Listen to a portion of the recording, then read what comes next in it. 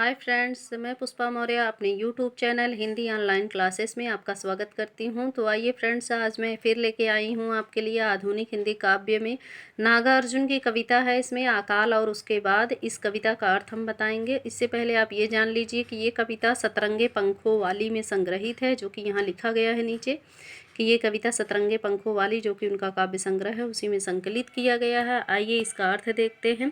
कई दिनों तक चूल्हा रोया, चक्की रही उदास, कई दिनों तक कानी कुतिया सोई उनके पास। यहाँ उस समय का वर्णन किया जा रहा है जब गरीबी आती है और गरीब घरों में चूल्हे तक नहीं जलते हैं, अनाज नहीं होता है, घर के अंदर चूल्हे भी नहीं जलते हैं।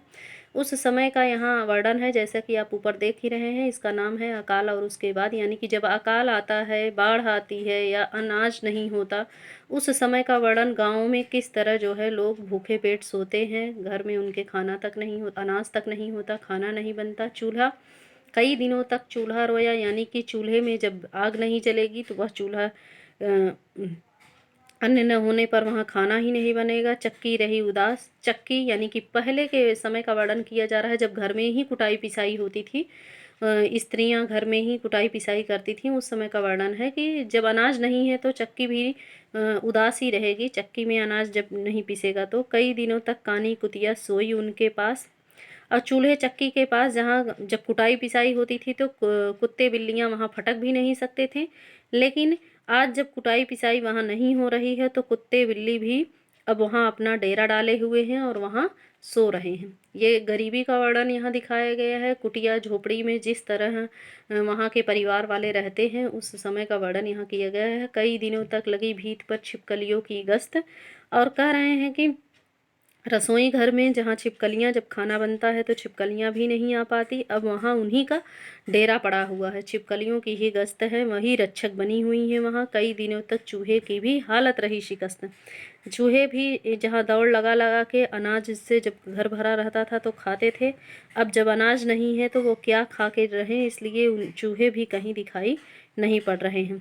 फिर यहाँ दो भागों में ये कविता बांटी गई है। एक तो उस समय का वर्णन किया गया है जब अकाल आता है, और एक उस समय का वर्णन किया गया है जब घर में अनाज आ जाते हैं। दाने आए घर के अंदर कई दिनों के बाद, धुआं उठा आंगन के ऊपर कई दिनों के बाद। फिर बहुत दिनों के बाद जब दाने आते हैं, अनाज आता है घर के अंदर, तो स्थिति बदल जाती है। सभी के भाग्य जाग जाते हैं, सभी इस खुशहाली में जीवन बिताने लगते हैं।